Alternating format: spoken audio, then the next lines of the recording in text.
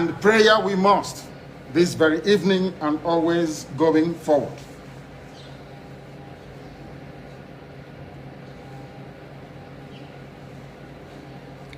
And I will pray in the language of heaven, because Chukwukika Biama is in control of all that we have been doing and will continue to do until Biafra is restored and all the suffering indigenous populations in the damnable zoological republic are set free. Chineke na nke pụrụ ihe niile Chukwukika Biama onye na-efewe n'aja aha nsọ ya mma mgbe niile. Onye ọbụla na ya na-achị eluigwe n'ụwa na-agba akaebe ịhụnanya gị na ebere gị amara gị n'ọmịiko gị ebe ndị gị na-eze ekpede ngọzi. Anyị wee na-etoghị agbanyeghị atụmatụ ọjọọ niile nke ndị iro, iwe nye anyị ndụ n'ala nke dị n'uwe n'ụbọchị nke taa. Anyị wee na-asị na ịja mma niile otu niile dịrị aha nsọ gị. Onye ọ bụ naanị aka ike niile na ọ gbadara aka ya. Anyị wee na-akpọku gị na-asị gị na nke ọma anyị ga-ekele gị, nke ọjọọ ma anyị kelee gị. Anyị wee na-aja gị mma, wee na-etoghị, wee na-asọpụrụ gị n'isi ụmụ gị niile bụ ndị ikwu ndị wee eziokwu mgbe a kpọrọ ha ka ha wee chekwaa ala nsọ gị bụ Biafra onye nwe na Chineke na ihe n'ikpuru anyị nkwa na o mekataghị ka ndị iro wee were ala nsọ Biafra onye nwe na Chineke na nke bi n'igwe. Agbanyeghị atụmatụ ọjọọ niile nke ndị iro ma ndị na-agba mgbagba ebe niile dị iche iche onye nwe na Chineke nna ihere bụ nke ndị dị etu a n'ụbọchị nke taa. Anyị wee na-etoghị, wee na-asị onye nwe anyị na Chineke nna nke pụrụ m ihe niile, onye ọ bụ naanị ya na-azọpụta, onye ọ bụ naanị ya bụ okwu ya niile bụ ihe na amen. Anyị wee na-asị ezi ebube dị ngọzi na n'ụtụtụ na ịja mma na nsọpụrụ site n'ebighị ebi ma ruo n'ebighị ebi. Ise ise ise. Welcome, my amazing viewers. Thank you so much for joining me on my program once again. I appreciate you wherever you are connecting from. If you have not subscribed to my channel, please kindly subscribe to my channel. Click the notification bell so that you'll be notified each time I upload a video. You will be among the first to receive it. Thank you so much and remain blessed. Remember, in this channel, we speak up for the people who have been oppressed in the contraption called Nigeria. The indigenous tribe in the contraption called Nigeria. As you all know, there are many tribes in Nigeria. Almost 400 tribes in Nigeria. We speak up for them, and this tribe are under occupation by the so-called One Nigeria. The only people pushing the agenda of the occupation are the Fulani Janjaweed, the common enemy. We speak up for people who have been oppressed. We are not preaching hate speech. We are not lying about issues. We say it the way it is without being politically correct. We bring the truth to the world so that the world will know the situation of the country called Nigeria. That is why we come on daily basis to speak up for the people. Please, if you have not joined the prayer that we are making, the 150 days prayer we are making with our Supreme Leader Mazi Nnamdi Kanu, please join the prayer. That prayer, our Supreme Leader Mazi Nnamdi Kanu started it with us. Only Chukwukika Biama knows the reason why that prayer was started. And today you can see what is happening from east, west, north and south, right, left and center. This prayer has become our weapon and become the only reason why we can know the truth. If you want to know the truth and be consistency, pray along with our Supreme Mazi Nnamdi Kanu. Pray so that Chukwukika Biama will tell you when Mazi Nnamdi Kanu wants you to act and what he wants you to do. Because he has the key. Chukwukika Biama have given him the key to take us to Biafra. That is why we will never forget him. It doesn't matter what anybody say. It doesn't matter what anybody does. Mazi Nnamdi Kanu has been given the key to redeem and free all the indigenous tribe in the country of Nigeria, more especially the Biafrans. That is where we are following him to all direction that is going, and we are asking for his immediate release wherever he's being held. Remember, if you have not shared this program, please share this program to all platforms. Share it to your family and friends. Share it to everybody that needs to hear our voice. Share it to every single person you know in every platform so that they can know what is going on in Nigeria. Share the program. This is the way you can contribute your own quota. So many of you cannot come out and speak with your own face. You can't speak with your own platform. Share our videos. When you get it, share it. Share it so that people will know what is going on in the country of Nigeria. And now you can see it is not all well. A lot is going on. A lot is going on in that country of Nigeria, and the common enemy has been exposed. Our Supreme Leader Mazi Nnamdi Kanu expose that common enemy who has been handed undercover, making every other person look like demon. Meanwhile, they are the demonic people. You see, each time that we are pushing the propaganda of the Biafrans being domineering. Each place you go, they see Biafrans are people who want to dominate. More especially the Igbo Biafrans are people who want to dominate. But today, what are you seeing? The only people that are planning to dominate the whole country, take over the land by force, by killing people, are the Fulani Janjaweeds. It is not a lie. It is not a story. The informations are out there for you to see. Even in their conventional media, you can see it there. Even though they try to be careful and play it down. But here, we say it the way it is. The Fulani Janjaweed have become the common enemy. And the only way the indigenous tribe how to survive is to stand together and fight as much as they can. They have been doing this right from the time of Othman Danfodio. They came up with their lies, spread lies to the Hausas. Hausas hated their own rulers who has good intention for them. The Hausas came against their own rulers, fought against their own rulers and almost destroyed their own rulers. And today, Hausas has nobody representing them anywhere. When you hear about the North, what you're hearing is about Fulanis. When Othman Danfodio succeeded in overcoming the Hausas, then Ahmadu Bello continued from where he stopped to help him to conquer the whole of Nigeria and dip their Quran into the ocean. And Ahmadu Bello came with the issue of northernization. When you hear about northernization, you think it's just for the northerners. Northernization is talking about is Fulanization of Nigeria. Fulanization, that is the full meaning of northernization. If not Fulanization, go and check every forum that is representing the North today is being headed by the Fulanis. Every spokesperson you can see in any northern forum is a Fulani. You cannot see any Hausa man there. Hausa have been relegated to the bench. Before we used to hear about the Wazobia. Today, the only thing we are hearing about is Fulani. The Wazobia is silent. More especially, the Zo is can no longer be found anywhere. You no longer talk about the Zo. The Bia and the Wa are fighting so hard to save themselves. Are fighting so hard to make their voice heard. That is why everybody from the southern part of Nigeria has to open mouth and speak. You have to open mouth and speak so that people will know the true situation of things. This is the only way we can bring the truth to the world to rescue us from what is happening. No one else can rescue you. If you do not bring your hand up, nobody can save you. When somebody falls into a deep ocean or into a well, without raising your hand up, nobody can take you out. This is why we are using our platform, no matter how small, no matter how big, to speak about the plight of the people in the contemporary core Nigeria. It doesn't matter your religion. It doesn't matter your location. We speak for the indigenous tribe in the contemporary core Nigeria. You knew when they come, the greatest weapon they are using against the southern part of Nigeria is divide and rule. They have been using that divide and rule from the onset. From amalgamation up to date, that divide and rule, which was taught to them by British. British gave them the idea of divide and rule. The system they used to control Nigeria through amalgamation. That system is what Fulani is using today to divide us and rule us in the southern part of Nigeria. Formerly, it was Yorubas against the Igbos. Yorubas never believed in Igbos in any way. Igbos don't trust Yorubas in any way. And they have been working with this, favoring the Fulanis. This very narrative have been favoring the Fulanis, and they try to push it every now and again. Now you see the election is coming. This is when they use this their narrative the more. Everything you make to succeed in Nigeria, they bring out that divide and rule and destroy it. Remember the NSAS. During the NSAS, that every youth in Nigeria came together to fight for a common cause. Fight to a common cause to ban SARS and make sure that good governance is installed in Nigeria. What do you see? They came with divide and rule. They said Igbos, we are causing trouble in Lagos State. That Igbos, we are destroying properties in Lagos State. Meanwhile, these are faithful Yoruba young men who wanted a good governance. That narrative was pushed. Thank God for Asaba Massacre, who came forth to speak up about the issue that it wasn't about Yorubas or about Igbos. It is about their so-called one Nigeria. That is how great our Asaba Massacre is. He is standing for anything that is right. During the NSAS, he was speaking up for the Nigerians, those who call themselves one Nigeria, who were fighting for the just cause. With hope that it was going to work, our Asaba Massacre killed him. He killed him in NSAS and he was following them up. All of a sudden, they decided to play their ethnic card, and that came to naught. That same problem, that same system is what they are using in Biafra land as I speak today. The ethnic card is what they are playing in Biafra land. They have brought it in Biafra land. They have been playing this ethnic card for a very long time in Biafra land. And the recent one is the audio that they released telling us that people who are killing in Anambra State are people from Igbo State. What a madness. What a madness. And it's only clueless and useless people that will be sharing those audio tape. Somebody come and make an audio that people who are causing insecurity and mayhem are people from Igbo State. What a madness. What a madness. And people were buying it. People were sharing the video.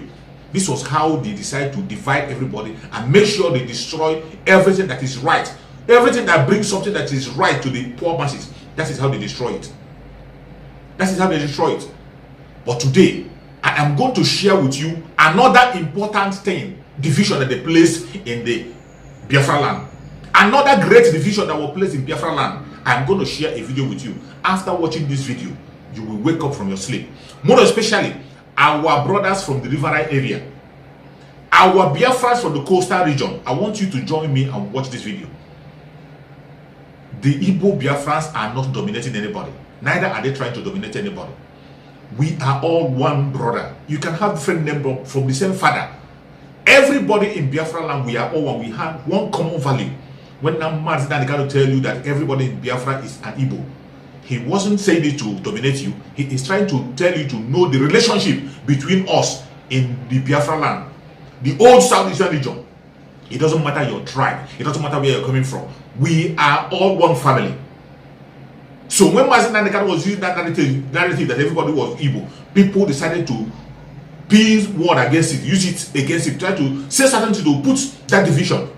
But what our Sula Mazinandekano was trying to do is to unify us and make us know the reason why we must be together. We have common value and we have one ancestral parents. We are one, even though we have different names, even though we have different tongues. But when you go to our languages and everything, you will see resemblance in our attitude. We are all Biafrans. And this name Biafra, this is the only name that unites the Southeastern region, old Southeastern region. This is the name, common name that unites us. This is the name that makes us to look like a family. That is why the Janjaweed don't know what to hear anything Biafra. And when you see somebody telling us to change the name Biafra and use another name, run away from such people. They are the agents of the Janjaweed. Anybody telling you to remove the name Biafra and use another name to make your agitation, or don't talk about Biafra, why not use another name? These people are agents of the Janjaweed. The only name, the only foundation and name that unites everybody in the old Southern region, regardless your religion, regardless your tribe, regardless what you speak, is what? Biafra. That is what we are. That is the only thing that unites us in one umbrella. And that is where you find the unity. That was the unity that we had. The only place you can see us as one family fighting for one particular cause. That is why the Janjaweed are so scared. They don't want to hear it. Each time they see you with the flag of Biafra, they want to kill you. Each time they hear you talk about Biafra, they want to kill you. Each time they hear you mention Biafra, they run away from it. Not just in Janjaweed, in the whole world. The greatest and the most intelligent people you have are from that very aspect of the world, the Biafrans. Very resilient. People who can, in order, without an empty hand, fight against the whole world for 3 years. With no weapon, no supply from anywhere, fight against the world for 3 good years. It has never happened anywhere in history. It has never happened anywhere except in Biafra land. That is why they don't want us to unite. But this video that I'm going to play now is going to reveal so many things to you. You are going to see our brother in Delta State, our brother in Asaba mainly. You know that Asaba people are Igbos. There is no doubt about it. They are Igbos. But this very Janjaweed came in to tell them that they are not Igbos. You see people who speak Igbo, who are Igbo, speaking Igbo. Everything about them is Igbo, but they will tell you that they are not Biafrans. They will even tell you that they are not Igbo. Some of them will be telling you Delta. What do you mean by Delta Igbo? Does that have meaning? What do you mean by Delta Igbo? There is nothing like Delta Igbo. It is either you are Igbo or you are not Igbo. Our people in Delta State are Igbo. There is nothing like Delta Igbo. It is so sad that our own people, in that very area do not know this thing. But the Janjaweed know. The Janjaweed know very well that every place you see an Igbo man, including Delta State, they are all Igbos. They don't attach any other thing to it. They even went further to make sure they attach that Igbo to everybody in the old Southeastern region. Any place you have been seen, you are identified as an Igbo person. A Janjaweed, the only identification a Janjaweed has for somebody from the old Southeastern region is Igbo. That is how they identify us. That is why they generalize all of us as Inyamiri. They generalize up to date. Even a child that is born in the north, they generalize all of us as Nyambli. Before they will ask you what tribe or what tribe you speak or whatever, first of all, they will call you a Nyambli. It is so sad that we that are from this southeastern region, all the southeastern region, south and southeast, we don't know this fact that we are one family. What a shame. They put so much fear and so much division that our people, Igbos, become ashamed to identify themselves as Igbo. Look at somebody like Wike, ashamed of identifying himself with his own tribe, with his own origin. So many other prominent men are ashamed of identifying themselves with where they come from. This is a very big blow. And I want you to watch this video carefully from beginning to the end. This is an interview that was granted in Arise Television. You know the Asaba Massacre. Remember the Asaba Massacre that happened during the Civil War? The celebration is today. They are celebrating the Asaba Massacre. And before the celebration, this interview was granted for someone from Asaba who was trying to say things that happened during the Civil War. And I want you to watch carefully the way he put on the narrative. In being politically correct, he didn't want to mention Biafra. He was talking about Asaba. He didn't even want to mention Igbo. He didn't even want to mention Igbo. He refused mentioning Igbo. He was talking about Asaba. But we know that the massacre that was done in Asaba, they massacred Igbos. Igbos were the one that were killed. Our brothers in Igbo land, Igbos, they were the one that killed. But he refused to mention it. Watch this very video. You will see, at the end of his interview, he decided to call the real name, which is the truth. Let us watch carefully. At the end, we will discuss more. 4 months after the start of the Nigerian Civil War, federal troops of the Nigerian Army, 2nd Division, entered Asaba town en route to Biafra on October 5, 1967. Upon entering the town, the troops ransacked houses and killed hundreds of civilians who they claimed were Biafran sympathizers. In the days that followed, Asaba leaders summoned the townspeople to assemble on the morning of October 7th, hoping to end the violence through a show of support for one Nigeria. Hundreds of men, women, and children, many wearing the ceremonial aqua ocha, white attire, paraded along the main street, singing, dancing, and chanting, "One Nigeria." But at the junction, men and teenage boys were separated from women and young children and gathered in an open square at Obesowa village. The federal troops revealed machine guns and orders were given, reportedly by the second-in-command, Major Ibrahim Taiwo, to open fire. The gory tale of this atrocity, for which the Nigerian government has never shown remorse, has become a rallying point for the people of Asaba in present-day Delta State. As such, the city holds a 2-day commemoration every year to remember the thousands of lives lost in that horrific incident. Joining us now to discuss the Asaba Massacre 54 years after and to tell us why that 2-day pogrom should never happen again is Chuck Nduka Eze. An indigene of Asaba, Nduka Eze is a lawyer, activist, and entrepreneur. He also represented Anyama community in Delta State at the Nigerian Human Rights Violations Investigation Commission, also known as the Oputa Panel, in 1999, where he testified on the genocide in Asaba during the Nigerian Civil War. Good morning, and thank you for joining us, Mr. Nduka Eze. Oh, good morning. Well, thank you for joining us. 54 years after the Asaba Massacre, to be exactly 54 years tomorrow. So as someone from that part of the country who was affected one way or the other by the trauma, by the memory, by the spectacle of blood on the Niger, as one of our colleagues titled the book he wrote on that particular incident. How do you feel? And do you think that for the people of Asaba, for the people of that area, that the Civil War had truly ended? And the memory of all those who lost their lives, that Nigeria has been able to, do something to make sure that they did not die in vain. Thank you very much, and thank you for having me. This issue is one of the fundamental experiences for a lot of people. It has not actually been properly addressed in any responsible and responsive kind of manner. But for people of Asaba, despite the tremendous sacrifice and suffering that incident involved, they've always been Nigerians. In fact, sadly, it's actually because they were Nigerians that they found themselves in that position.